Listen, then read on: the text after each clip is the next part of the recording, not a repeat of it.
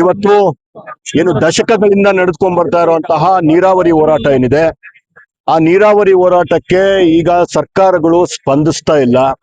ನಮ್ಗೆ ಇವತ್ತು ಶುದ್ಧ ಕುಡಿಯುವ ನೀರನ್ನ ಕೊಡುವಂತಹ ಕೆಲಸ ಸರ್ಕಾರಗಳು ಮಾಡ್ತಾ ಇಲ್ಲ.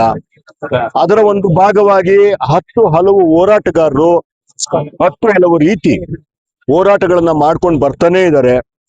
ಇದಕ್ಕೆ ಪೂರಕವಾಗಿ ಈಗಾಗಲೇ ಚಿಕ್ಕಬಳ್ಳಾಪುರದಲ್ಲಿ ಪಾದಯಾತ್ರೆಗಳು ಮಾಡಿದ್ರು ನನ್ನ ಸ್ನೇಹಿತರು. ನಾವು ಸ್ವಯಂ ಪ್ರೇರಿತ ಬಂದ್ಗೆ ಘೋಷಣೆ ಕೊಟ್ಟಿದ್ವಿ. ಇದು ಯಾವುದೇ ಹೋರಾಟಗಳು ಏನು ಇವತ್ತಿನ ಸರ್ಕಾರಗಳ ಅವರಿಗೆ ಗೊತ್ತಾಗ್ತಿದೆ, ಹೋರಾಟ ಮಾಡ್ತಿರೋದು ಗೊತ್ತಾಗ್ತಿದೆ, ಆ ಬಿಸಿ ತಟ್ತಿದೆ. ಆದ್ರೆ ಏನು ಮೀಸೆ ಮಣ್ಣಾಗಲ್ಲ ಅಂತಾರಲ್ಲ, ಜಟ್ಟಿ ಬಿದ್ರು ಮೀಸೆ ಮಣ್ಣಾಗಲ್ಲ ಅನ್ನೋ ಒಂದು ಗಾದೆ ಪ್ರಕಾರ ನಾವ್ ಯಾಕೆ ಇವ್ರು ಹೇಳಿದ ತಕ್ಷಣ ಒಪ್ಪಬೇಕು, ಅಥವಾ ಈಗ ಮಾಡಿದ್ರೆ ನಮಗೇನ್ ಲಾಭ, ಎಲೆಕ್ಷನ್ ಟೈಮಲ್ಲಿ ಮಾಡಿದ್ರೆ ಆಗ್ಬೋದಾ ಅನ್ನೋ ಒಂದು ಲೆಕ್ಕಾಚಾರದಲ್ಲಿ ಈ ಸರ್ಕಾರಗಳಿದೆ. ಆದ್ರೆ ನೀವು 100% ನಂಗೆ ಗೊತ್ತಿದೆ, ಎಲೆಕ್ಷನ್ ಮೊದಲು ನೀವು ಘೋಷಣೆ ಮಾಡೇ ಮಾಡ್ತೀರಾ ಟರ್ಷರಿ ಟ್ರೀಟ್ಮೆಂಟ್ಗೆ. ಆದ್ರೆ ಅದಕ್ಕೆ 2 ವರ್ಷ ಟೈಮ್ ಇದೆ. ಆವತ್ತು ನೀವು ತಿಪ್ಪೆ ಸಾರಿಸಿ ಹೋಗೋ ಅಂತ ಕೆಲಸ ಮಾಡ್ತೀರಾ. ಆದ್ರೆ ಅದಕ್ಕೆ ನಾವು ಒಪ್ಪಲ್ಲ. 2 ವರ್ಷ ನನ್ನ ಜನಗಳಿಗೆ ನಾವು ವಿಷ ಕುಡಿಸ್ಕೊಂಡು ನಾವಿಲ್ಲಿ ಬದುಕಕ್ಕೆ ನಾವು ರೆಡಿ ಇಲ್ಲ. ನನ್ನ ತಂದೆ ತಾಯಿಗಳು, ನಮ್ಮ ಮಕ್ಕಳು, ನಮ್ಮ ಮನೆಯಲ್ಲಿರುವಂತಹ ಹೆಣ್ಣು ಮಕ್ಕಳು ಈ ಒಂದು ನೀರನ್ನ ಕುಡಿದು ಏನಾಗುತ್ತೆ ಅನ್ನೋದು ಒಂದು ಪರಿಜ್ಞಾನ ಇಲ್ಲ.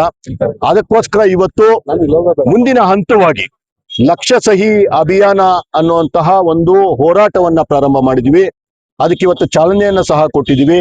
ಚಾಲನೆಯನ್ನ ಕೊಟ್ಟಿದ್ದು ವಿಶೇಷವಾಗಿ ಏನಂತಂದ್ರೆ, ಒಬ್ಬ ಡಯಾಲಿಸಿಸ್ ಪೇಷಂಟ್ 35 ವರ್ಷದ ಹುಡುಗ, ನಿಜಕ್ಕೂ ಆ ಹುಡುಗನ್ ನೋಡಿದ್ರೆ, ಅವ್ರ ತಾಯಿನ ನೋಡಿದ್ರೆ ಕಣ್ಣಲ್ಲಿ ನೀರು ಬರುತ್ತೆ. ಬಡ ಕುಟುಂಬ, ಗೌರ್ಮೆಂಟ್ ಹಾಸ್ಪಿಟಲ್ ಅಲ್ಲಿ ಡಯಾಲಿಸಿಸ್ ಮಾಡಿಸ್ಕೊಳ್ಳುವಂತಹ ಪರಿಸ್ಥಿತಿ.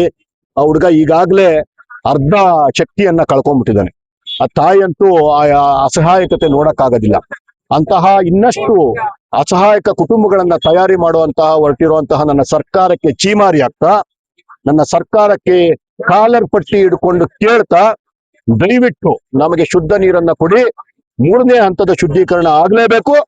ಜೊತೆಗೆ ಕೃಷ್ಣಾ ನದಿಯನ್ನ ನೀರನ್ನ ಬರುವಂತಹ ಕೆಲಸವನ್ನ ಸಹ ಸರ್ಕಾರಗಳು ಮಾಡಬೇಕು ಅಂತೇಳಿ ಇವತ್ತು ಲಕ್ಷ ಸಹಿ ಸಂಗ್ರಹ ಅಭಿಯಾನ ಅನ್ನುವಂತ ಕಾರ್ಯಕ್ರಮನ ನಾವು ಪ್ರಾರಂಭ ಮಾಡಿದ್ವಿ ಸರ್.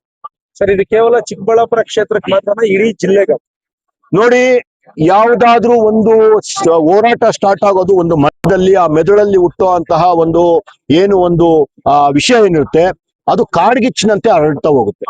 ಅದೇ ರೀತಿ ಇವತ್ತು ನಾವು ನಮ್ಮ ಚಿಕ್ಕಬಳ್ಳಾಪುರ ವಿಧಾನಸಭಾ ಕ್ಷೇತ್ರದಲ್ಲಿ ಸೀಮಿತವಾಗಿ ಕೆಲಸ ಮಾಡಕ್ಕೆ ಪ್ರಾರಂಭ ಮಾಡಿದೀವಿ. ಆದ್ರೆ ಇವತ್ತು ನಾವು ಮಾಡ್ತಾ ಇರುವಂತಹ ಹೋರಾಟದ ಕಿಚ್ಚು ಬೇರೆ ಬೇರೆ ತಾಲೂಕುಗಳಿಗೆ, ಬೇರೆ ಬೇರೆ ಜಿಲ್ಲೆಗಳಿಗೆ ಹರಡುವಂತ ಕೆಲಸ ಆಗ್ತಿದೆ. ಇಡೀ ಚಿಕ್ಕಬಳ್ಳಾಪುರ ತಾಲೂಕಲ್ಲಿ ಜಿಲ್ಲೆಯಲ್ಲಿ ತಮ್ಮ ಗಮನಕ್ಕೆ ತರಕ್ ಇಷ್ಟಪಡ್ತೀನಿ. ಶಿಡ್ಲಘಟ್ಟಕ್ಕೆ ಈ ಒಂದು ಕುಲುಷಿತ ನೀರನ್ನ ಜಾಸ್ತಿ ಕೊಟ್ಟಿಲ್ಲ. ಚಿಂತಾಮಣಿಗೆ ಈ ಕುಲುಷಿತ ನೀರು ಜಾಸ್ತಿ ಹೋಗಿಲ್ಲ. ಬಾಗೇಪಲ್ಲಿಗೆ ಇದುವರೆಗೂ ಈ ಕುಲುಷಿತ ನೀರು ಹೋಗಿಲ್ಲ. ಗೌರಿಬಿದನೂರ್ಗೂ ಕಲುಷಿತ ನೀರು ಹೋಗಿಲ್ಲ. ಕಲುಷಿತ ನೀರನ್ನ ತುಂಬಿಸಿಟ್ಟಿರೋದು ನನ್ನ ಚಿಕ್ಕಬಳ್ಳಾಪುರದಲ್ಲಿ. ಕಲುಷಿತ ನೀರಿನ ಗುಂಡಿಗಳಾಗಿ ಮಾರ್ಪಟ್ಟಿದೆ. ನಾನು ಇವತ್ತೊಂದು ಪೇಪರ್ ಅಲ್ಲಿ ಓದ್ತಿದ್ದೆ, ಚಿಕ್ಕಬಳ್ಳಾಪುರದ ಬೇರೆಯವರ ಮನೆ ಗಲೀಜು ನೀರನ್ನ ಎಲ್ಲೋ ಬಿಡೋದಾಕೆ ಚಿಕ್ಕಬಳ್ಳಾಪುರದ ಜನ ಮುಗ್ಧರು ಅಂತ ಅನ್ಕೊಂಡು ನಮ್ಮ ಕೆರೆಗಳಿಗೆ ತುಂಬಿಸುವಂತ ದುಸ್ಸಾಹಸವನ್ನ, ಹೀನ ಕೃತ್ಯವನ್ನ ಈ ಸರ್ಕಾರಗಳು ಮಾಡ್ತಿದೆ. ಅವರ ವಿರುದ್ಧ ನಾವು ಚಿಕ್ಕಬಳ್ಳಾಪುರ ಜನತೆನೇ ಎದ್ದೇಳಬೇಕಾಗಿರುವಂತಹ ಪರಿಸ್ಥಿತಿ ಇದೆ. ಅದಕ್ಕೋಸ್ಕರ ಚಿಕ್ಕಬಳ್ಳಾಪುರದ ಜನ ಇವತ್ತು ಈ ಒಂದು ಹೋರಾಟವನ್ನ ಪ್ರಾರಂಭ ಮಾಡಿದೀವಿ ಸರ್. ನೀರು ಸಮಸ್ಯೆ ಏನಿಲ್ಲ.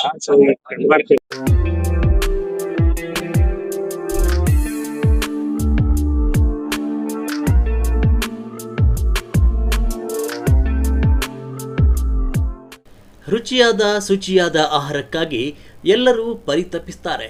ಆದರೆ ಇಂದಿನ ನಮ್ಮ ಬದುಕಿನಲ್ಲಿ ಅಂತಹ ರುಚಿಯಾದ ಊಟ ಮನೆ ಬಿಟ್ಟರೆ ಬೇರೆ ಎಲ್ಲಿ ಎಂಬ ಎಲ್ಲರ ಗಮನ ಸೆಳೆಯುವ ರೀತಿಯಲ್ಲಿ ಇದೇ ಮೇ 3ರಂದು ಚಿಕ್ಕಬಳ್ಳಾಪುರದ ಡಿ ಮಾರ್ಟ್ ಬಳಿ ಇರುವ ಸಮರಸ ಶುದ್ಧ ಸಸ್ಯಾಹಾರಿ ಹೋಟೆಲ್ ಗ್ರ್ಯಾಂಡ್ ಪ್ರಾರಂಭೋತ್ಸವ ಆಗ್ತಿದೆ. ಅದರಲ್ಲೂ ವಿಶೇಷ ಪ್ರಕಟಣೆ. ಪ್ರಾರಂಭ ದಿನವೇ ಎಲ್ಲ ಗ್ರಾಹಕರಿಗೂ ಉಚಿತವಾಗಿ ಅದೇ ಹೋಟೆಲ್ ಊಟ ಸವಿಯುವ ಅವಕಾಶ. ಒಮ್ಮೆ ರುಚಿಗೆ ಶುಚಿಗೆ ಹೆಸರಾಗಿರುವ ಸಮರಸ ಹೋಟೆಲ್ಗೆ ಹೋಗೋಣ, ಅಲ್ಲಿನ ರುಚಿಯನ್ನು ಸವಿಯೋಣ. ನಾವು ಹೋಗೋಣ, ನಮ್ಮೊಂದಿಗೆ ನಮ್ಮ ಗೆಳೆಯರನ್ನು ಕರೆದೊಯ್ಯೋಣ. ಹಲೋ, ನೆನಪಿದೆಯಾ? ಚಿಕ್ಕಬಳ್ಳಾಪುರ ನಗರದಿಂದ ಪೇರೆಸಂದ್ರ ಕಡೆ ಹೋಗೋ ಜಸ್ಟ್ ವಾಪಸಂದ್ರ ಫ್ಲೈಓವರ್ ದಾಟಿದ್ರೆ ಸಾಕು. ಅದೇ ನಮ್ಮ ಭೋಜನ ಭುಜಿಸುವ ಶುಚಿ ರುಚಿ ಶುದ್ಧ ಗಾಳಿ ಸಿಗುವ ಎಲ್ಲರ ಮುಖ್ಯವಾಗಿ ಕುಟುಂಬ ವಾತಾವರಣ ಇರುವ ಎಲ್ಲ ಜನರ ಮನಗೆದ್ದ ಸಮರಸ್ ಹೋಟೆಲ್.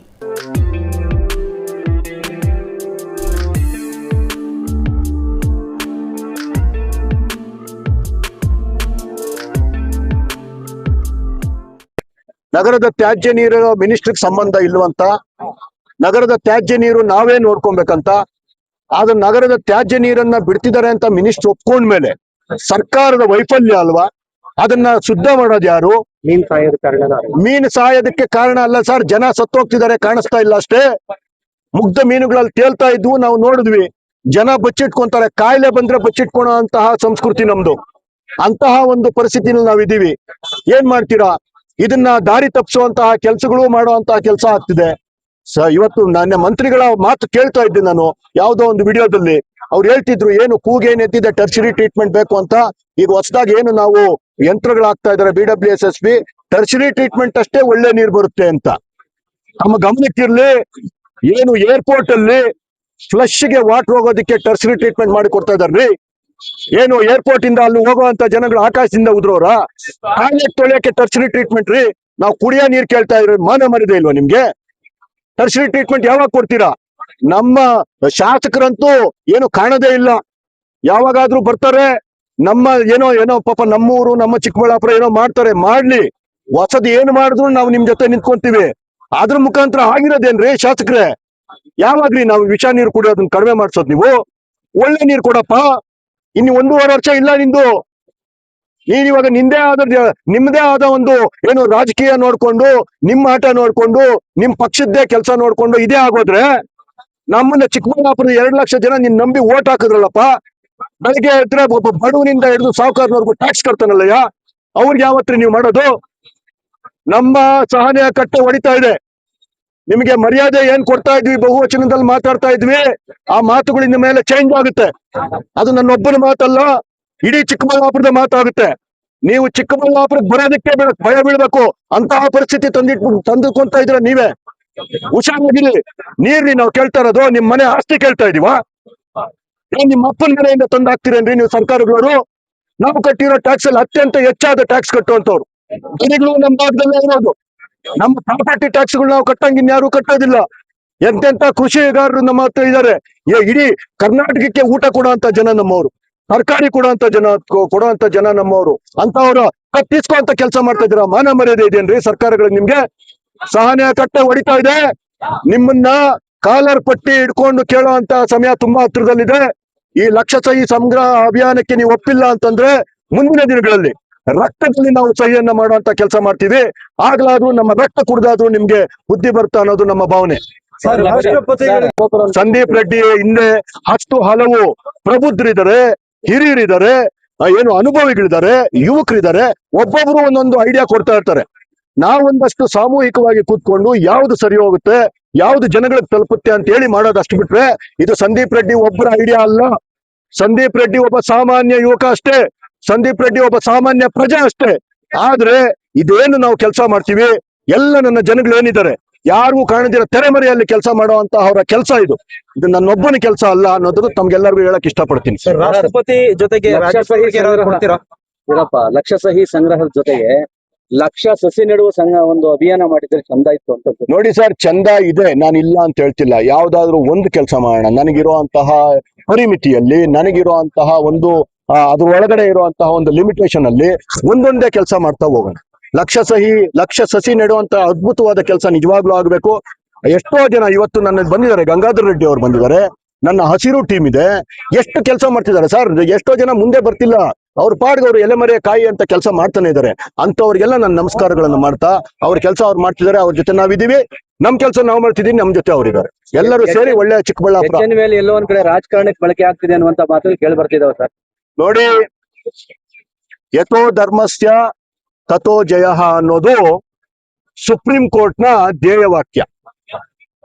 ಯಥೋ ಧರ್ಮಸ್ಯ ತಥೋ ಜಯ. ಇದನ್ನ ನಾನು ಈ ನಡುವೆ ತಾನೇ ಎಲ್ಲೋ ಒಂದು ವಿಡಿಯೋದಲ್ಲಿ ನೋಡಿದೆ. ನಿಜಕ್ಕೂ ಮನಸ್ಸಿಗೆ ಅದ್ಭುತವಾಗಿ ನಾಟ್ತು. ನಮಗ ಅದು ಆಪ್ಟ್ ಆಗುತ್ತೆ, ನಮಗೆ ಸಂಬಂಧಪಟ್ಟಂತದ್ದು. ಗಾಂಧಾರಿ ಈ ಮಾತನ್ನ ಮೊದಲನೇ ಬಾರಿ ಹೇಳ್ತಾಳೆ. ಯಾರಿಗೆ?